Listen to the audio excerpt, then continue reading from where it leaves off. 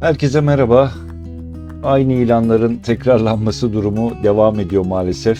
Halen ilan kıtlığı yaşıyoruz. Daha önce incelediğimiz birçok ilan tekrar yayına giriyor.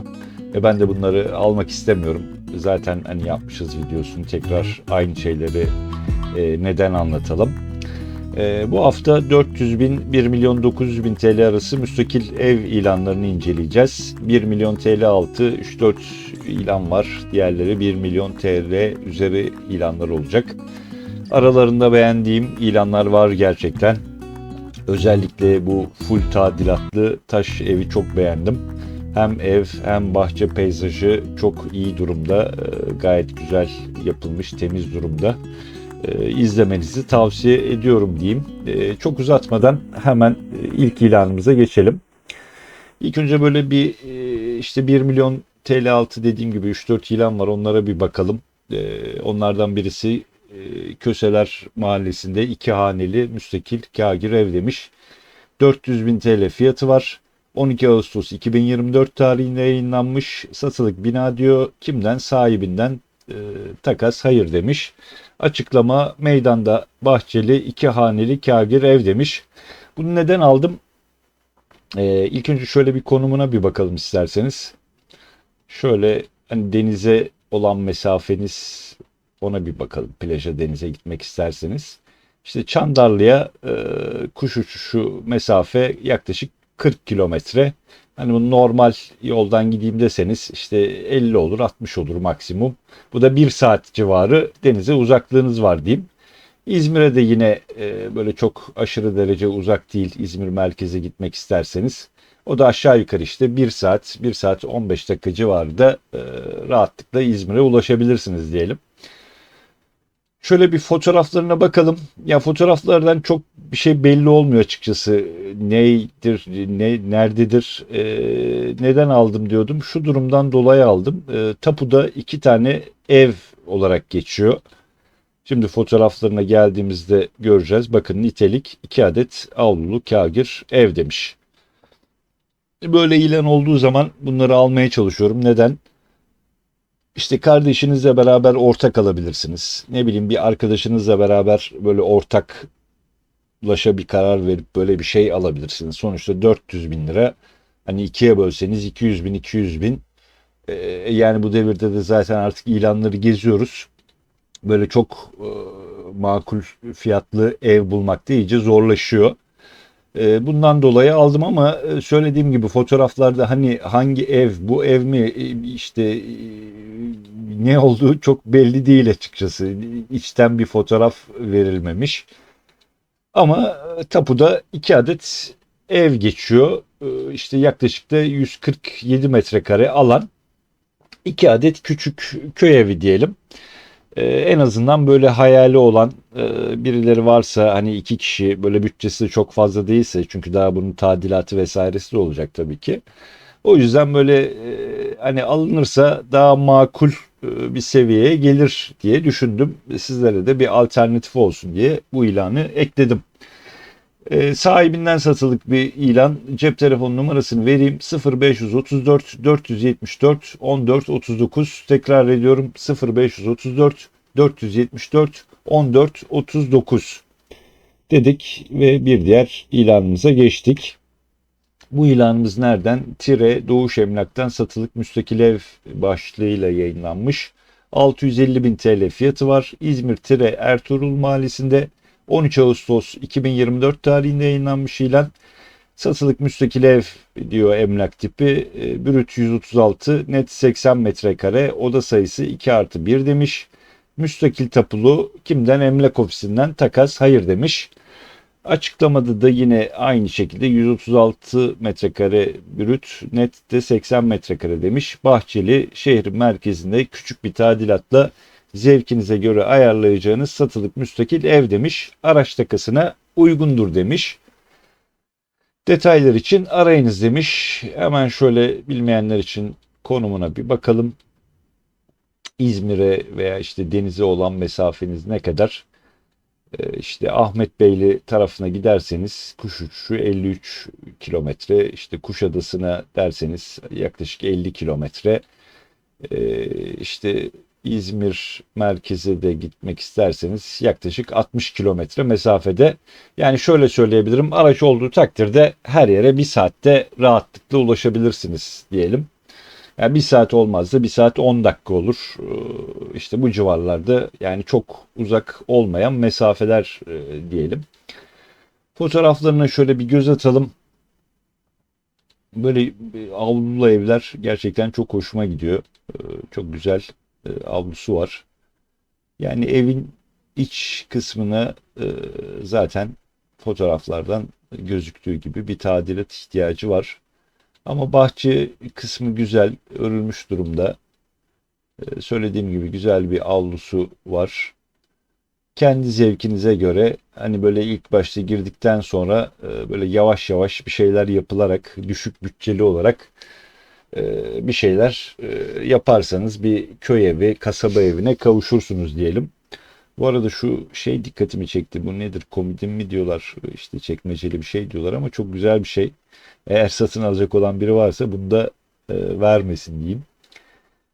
Evimiz böyle konumuna baktık. İzmir Tire'de bu tarz böyle bir köy kasaba hayatı yaşamak isteyenler için 650 bin TL'de fiyatı var dedik. Cep telefon numarası 0537 479 41 75. Tekrar ediyorum, 0537 41 75. Bir diğer ilanımıza geçtik hemen. Bu da Bayındır'dan, yine İzmir'e yakın bölge, ilçelerden diyelim. Berk Emlak'tan Bayındır merkezde satılık müstakil ev diyor. 650 bin TL fiyatı var. İzmir Bayındır Cami Mahallesi'nde 12 Ağustos 2024 tarihinde yayınlanmış satılık müstakil ev diyor. 70 metrekare brüt, 25 metrekarelikte açık alan varmış. Tapu durumu müstakil tapulu. Kimden? Emlak ofisinden takas hayır demiş. Evimiz Bayındır merkezde, 70 metrekare 2 artı 1 müstakil ev, 15 metrekare bahçe kullanımı mevcut demiş. Evimiz geçen yıl full tadilat yapılmıştır. Evimiz şehir değişikliği nedeniyle satılıktır. Elektrik ve suyu bağlı. Evimiz resmi ve ruhsatlıdır demiş. Konum olarak belediyeye 400 metre uzaklıkta. Bayındır merkeze kurulan pazar yerine 50 metre uzaklıkta demiş. Yani kanuni olarak hiçbir sorunu yok diyor. Elektriği, suyu bağlı, resmi, ruhsatlı bir ev diyor. Tadilat da yapılmış. Bakın bu çok önemli. Tadilat maliyetleri çok artmış durumda biliyorsunuz. Bu yüzden tadilatının yapılması önemli. Bayındır merkezde bir yer zaten. Şöyle hemen İzmir'e olan mesafesi yaklaşık 50-60 kilometre diyelim. Yine plaja, denize uzaklığınızda aynı mesafe 50-60 kilometre. Yine işte hep söylediğim gibi aşağı yukarı bir saatlik mesafedesiniz. Hem böyle İzmir merkeze gitmek için hem de ne bileyim plaja, denize ulaşmak için aşağı yukarı bir saatlik bir mesafe. Şöyle fotoğraflara bir bakalım. Full tadilat yapıldı demiş. Yani merdiven anladığım kadarıyla yeni yapmışlar. İşte bahçe zemini, işte duvarlar, bahçe duvarları vesaire yapılmış. İç kısmında işte pencereler değiştirilmiş. Zemin yine fayans döşenmiş. Yani birçok şeyi gerçekten yapılmış gibi gözüküyor. Mutfak anladığım kadarıyla ufak bir mutfak. Böyle çok dolap vesaire yok ama yine işinizi görecektir diyelim. Çok pardon. Yani tuvalet böyle çok dört dörtlük değil ama en azından böyle yıkık, harabe durumda da değil. Zeminler de yine fena değil. Güzel bir boya, badana, ne bileyim cilayla e, böyle iyi bir hale getirilebilir. Bu fayans kısmı herhalde zemine döşediği, nerede işte çıkma bir fayans varsa muhtemelen toplamış, döşemiş. Hiç olmamasından iyidir. Kendi zevkinize göre işte artık ya işte boyayabilirsiniz ya ne bileyim üzerine başka yeni bir zemin yapabilirsiniz. En azından düz durumda diyelim. Yani evin tadilatlık bir şeyleri var yaptım demesine rağmen, ama hani böyle çok ağır bir durumda da değil. O hani görüyoruz, köy evleri, kasaba evleri genelde birçok ağır tadilat işleri var. Bunun en azından birçok şeyi yapılmış durumda. Böyle ufak çatı panel de değiştirilmiş muhtemelen. Yani birçok şeyi yapılmış aslına bakarsanız. İşte ufak tefek dokunuşlarla e, böyle kendi zevkinize göre gayet güzel, kullanışlı bir ev haline gelebilir. İzmir, Bayındır düşünenler için cep telefon numarasını ileteyim. Emlakçısının 0537 423 63 47, 0537 423 63 47 dedik ve bir diğer ilanımıza geçtik. Bu ilanımız nereden? Muğla Milas Sakarkaya mahallesinden demiş. 2 katlı kagir ev yola cepheli satılık demiş. 13 Ağustos 2024 tarihinde yayınlanmış. 162 metrekare brüt, 150 metrekare net bir alanı varmış. Oda sayısı 3 artı 1. Tapu durumu müstakil tapulu. Kimden? Emlak ofisinden takas. Evet, olabilir demiş. Açıklamasına bakalım. Müstakil 2 katlı olarak geçiyormuş tapuda. Kagir ev, yola cepheli, elektrik, su abonelikleri pasif durumdaymış. Ama hani açılabilir durumda en azından. 25 metrekare bahçe alanı mevcutmuş. Peyzaj ile bahçe alanı genişletilebilirmiş. Orta ölçekli tadilat gerektirmekteymiş. Takdir edilirse tekrar yıkılıp tekrar yapılabilir demiş. Şöyle hemen bir işte plaj, deniz mesafesine bir bakalım. Ya da daha böyle hani popüler bir yer. Mesela Akbük'e yaklaşık 20 kilometre kuş uçuşu. Buralarda yollar işte bazen şey olabiliyor. 22 kilometrede burası gösteriyor. Ama hani yine buraya da düz hesap böyle 1 saatlik bir mesafe diyelim maksimum denize ulaşım için.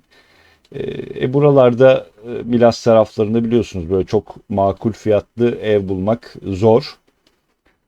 Yani böyle 1 milyon altı nadir çıkıyor. O da işte hani çok ağır tadilat gerektiren. En azından bu evde böyle çok ağır bir tadilat şeyi gözükmüyor. En azından dış cephede diyeyim. Bazı şeyleri yapılmış gibi gözüküyor. İşte ne bileyim, ön tarafın sıvası yapılmış. Taşlar zaten iyi durumda gözüküyor.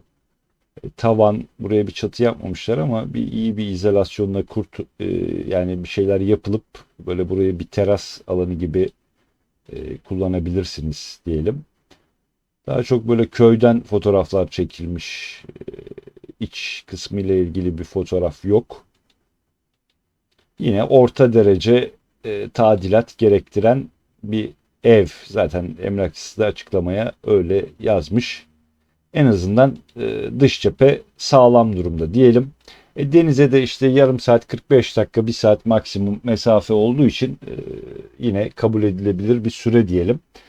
Cep telefon numarasını ileteyim: 0507 279 95 41, 0507 279 95 41 dedik ve bir diğer ilanımıza geçtik. Bu ilanımız, bir abonemiz var. Devamlı Mersin'le ilgili bize yorumlarda soruyor. Mersin'den yok mu yok mu? Bulduğum zaman ekliyorum işte. Bu da onlardan biri.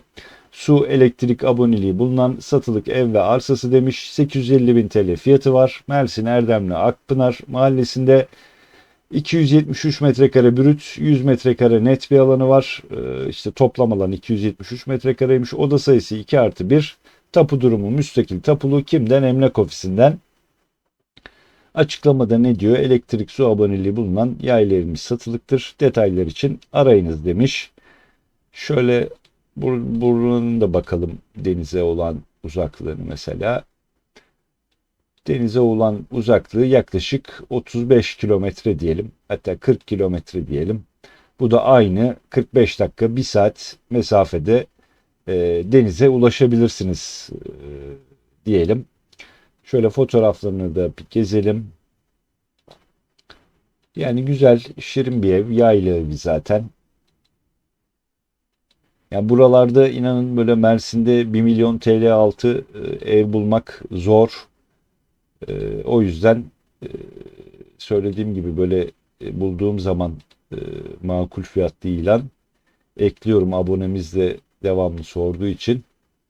Yani bu bölgeden de isteyen olabilir. Onlar için de olmuş olsun bu ilan. Ama tadilat işi var mı? Gördüğünüz gibi oldukça ciddi tadilat işleri var. En azından ne bileyim zemin hazır durumda değil. İşte birkaç mutfak dolabı tarzında bir şeyler yapılmış ama onlar da çok yetersiz. Mutfak tuvalet banyo zaten feci durumda. Ama fiyat yani bu bölgelerde 1 milyon TL altı söylediğim gibi bulmak zor. Çıktığı zaman da işte ben de böyle ilanlara ekliyorum. Cep telefon numarasını vereyim. 553 060 83 73 0553 060 83 73 dedik. Hemen bir diğer ilanımıza geçtik. Bu ilanımız nereden? Balıkesir Edremit'ten. Edremit merkezde 2+1 doğalgazlı masrafsız müstakil satılık ev diyor. 1 milyon 500 bin TL fiyatı var. 12 Ağustos 2024 tarihinde yayınlanmış. 37 metrekare brüt, 35 metrekare net bir alanı var. Yani bu taban arsa alanı 2 katlı olduğu zaman işte 70 metrekare olarak düşünebilirsiniz diyelim. Isıtma kombisi doğalgazı varmış. Krediye uygun mu? Evet demiş. Başka ne demiş? Edremit Merkez Meydanı yaya 5 dakika mesafede masrafsız. Doğalgazlı 2+1 müstakil ev satılıktır. Evimiz cadde üzeri, işten merdiven ve giriş, katı 2 oda ve mutfak vardır demiş. İkinci katta bir oda ve banyo tuvalet varmış. Karı koca ve yaşlılar için uygundur demiş. Konum olarak zaten hani plaja, denize çok yakınsınız. Hani onu göstermeye bile gerek yok. İşte Akçay'a örnek veriyorum. İşte 10 kilometreden az, yani bir araç varsa 5-10 dakikada gidebilirsiniz. Bununla beraber işte Ayvalık'a, Gömeç'e 20-30-40 kilometre mesafede, işte yarım saatte, 45 dakikada, bir saatte maksimum böyle daha popüler olan yerlere de gidebilirsiniz diyelim. Şöyle hemen fotoğraflarına da bir bakalım. Evet, yani emlakçının söylediği gibi böyle bir emekli çift için gayet ideal olabilecek büyüklükte. Kalabalık aileler için tabii ki zor. Ama işte bir çift için gayet de yaşanılabilir bir alan diyelim. Yani 1 milyon 500 bin, biliyorsunuz bu bölgelerde işte Akçay'da, ne bileyim işte Burhaniye'de, Gömeş'te, Ayvalık'ta böyle evler bulmak, müstakil evler bulmak çok zor. Özellikle böyle hani çok ağır tadilat durumu yoksa şayet. Bunun böyle çok ağır tadilat durumu da gözükmüyor. Belki ufak tefek işte yine çatıda şu an görüyorsunuz mesela böyle bir şeyler yapılabilir. Ama böyle çok ağır bir işi de gözükmüyor açıkçası. Zevkinize göre bazı harcamalarla gayet de temiz oturulabilir bir ev haline gelebilir. Çok uzatmayalım. Cep telefon numarası 0533 550 55 78. Tekrar ediyorum, 0533 550 55 78 dedik ve bir diğer ilanımıza geçtik. Bu ilanımız Bursa Gemlik'ten, ne demiş? Rafet'ten, Pazar Caddesi'nde 4 katlı bina ve dükkan, tek tapulu, 1 milyon 500 bin TL fiyatı var. Satılık bina diyor. 4 katlı bir bina, şeyine bakıyorum da evet, buldum açıklamada. Eşref Dinçer Mahallesi Eski Pazar Caddesi mevki, 40 metrekare arsa üzerine satılık 4 katlı bina ve dükkan, tek tapu diyor. 1, 2, 3, 4, evet bu katta beraber 5. Yani evet, taban alanı küçük, 40 metrekare ama sonuçta 5 katlı bir bina. Hani böyle kalabalık bir aile olabilir. Böyle beraber yaşayan veya yaşamaya uygun olan aileler olabilir. Onlar için ideal olabilir. Zaten hani Gemlik merkezde, denizin dibinde, böyle yürüyerek işte ne bileyim denize çok rahat inebileceğiniz bir mesafe.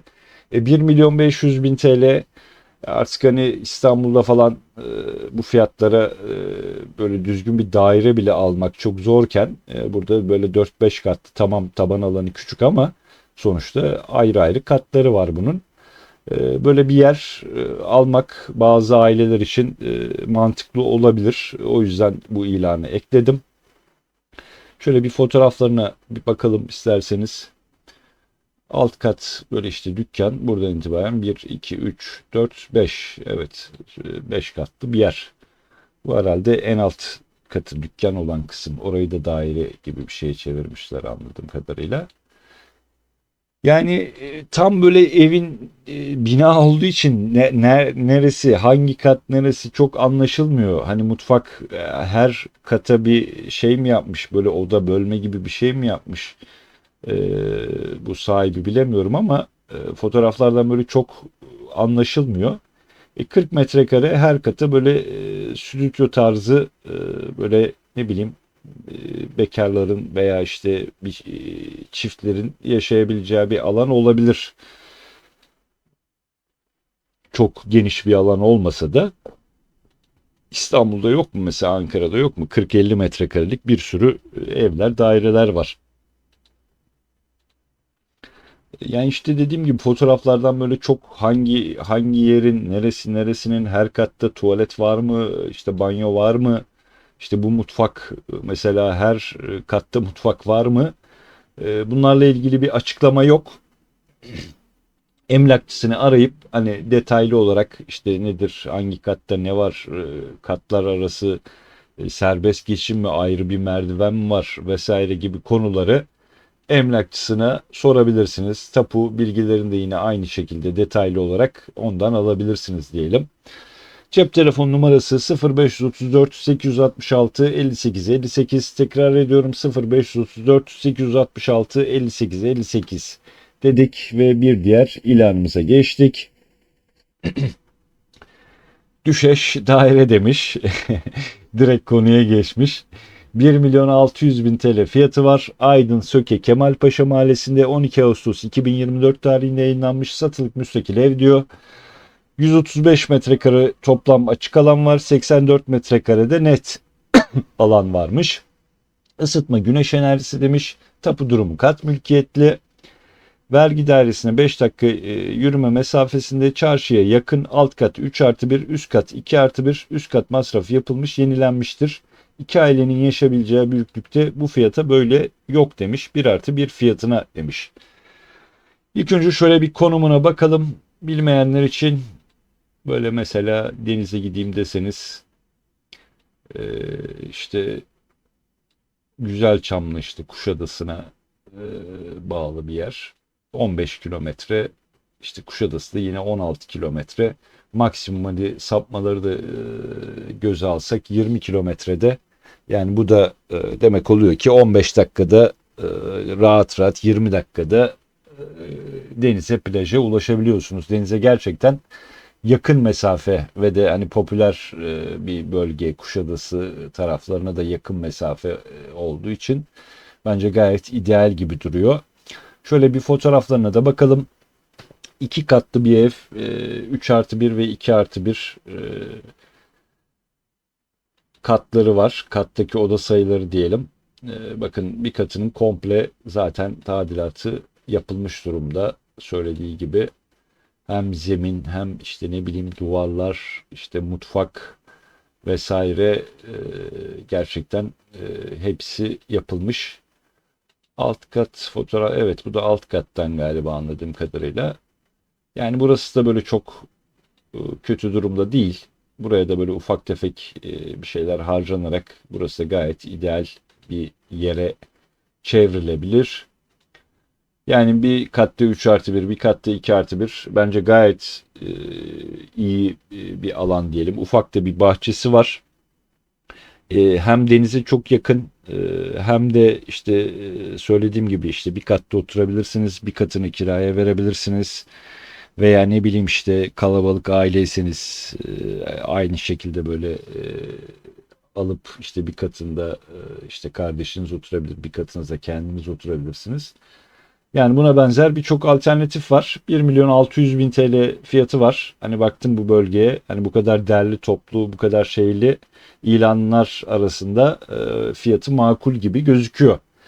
Diyelim cep telefon numarasını vereyim, emlakçısının 0541 302 61 13. Tekrar ediyorum, 0541 302 61 13 dedim. Bu da beğendiğim ilanlar arasındaydı.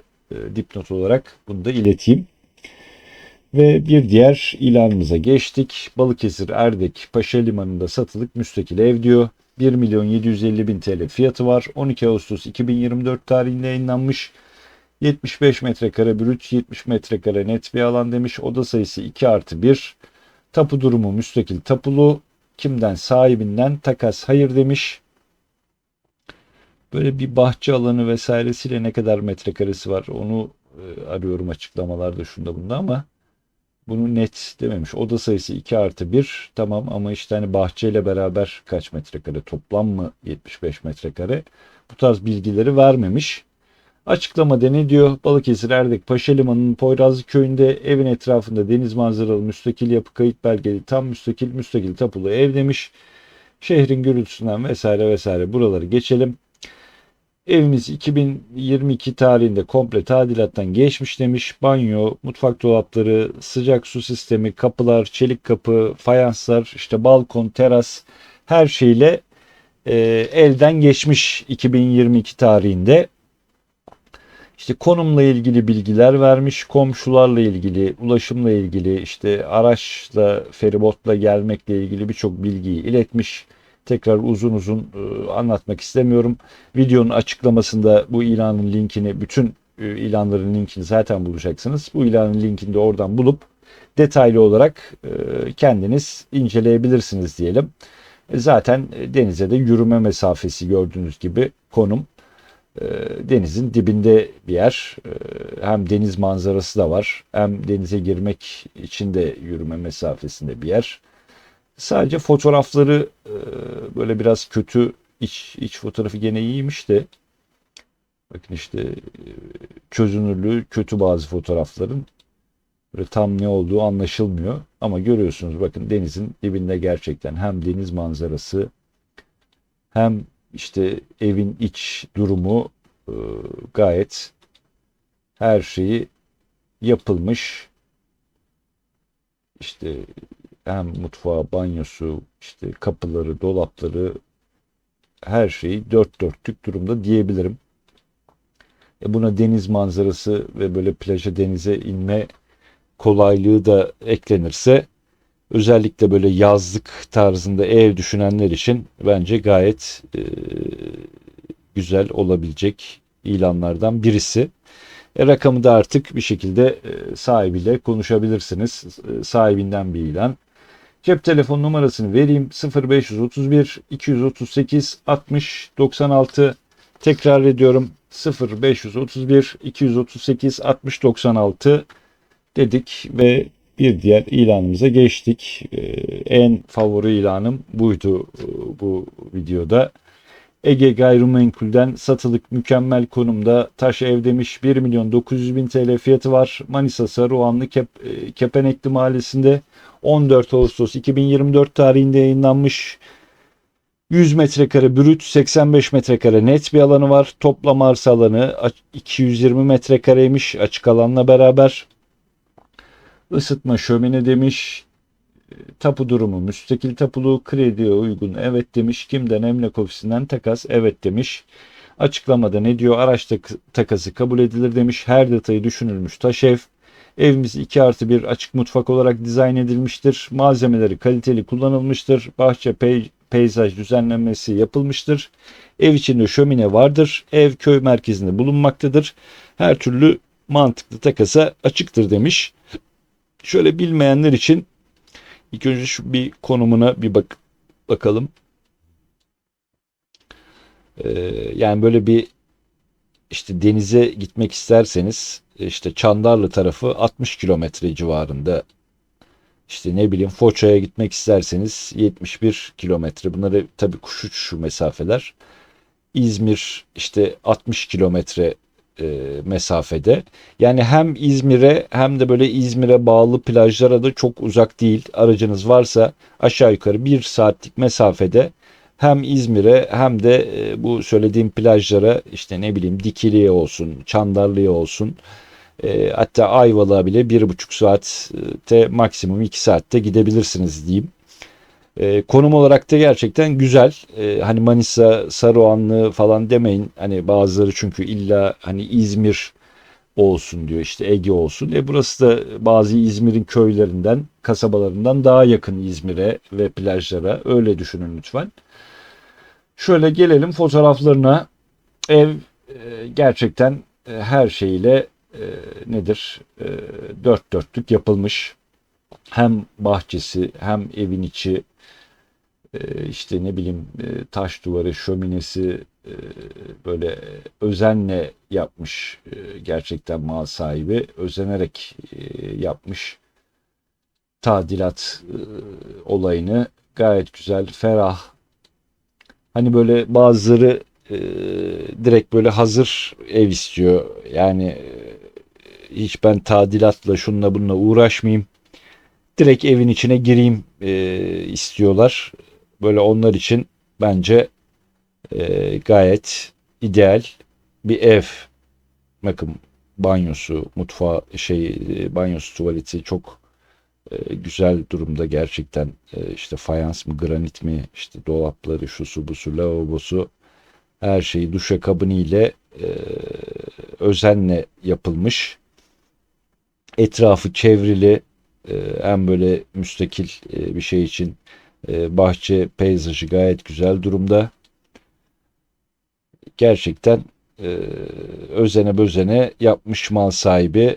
Böyle bu tarz böyle hazır bir ev alayım diyenler için oldukça ideal olabilir dedik. Fotoğrafları da bol bol gezdik zaten. Düşünenler zaten söylediğim gibi videonun açıklama kısmında bütün ilanların linklerini bulabilirsiniz. Bugün de videomuzun sonuna geldik. Hemen unutmadan hatırlatmamızı yapalım. Abone olmadıysanız lütfen abone olun. Videoyu beğendiyseniz lütfen beğenmeyi unutmayın ve görüşlerinizi yorumlarda bize iletirseniz seviniriz diyelim. İzlediğiniz için teşekkürler. Yeni videolarda görüşmek üzere. Hoşça kalın.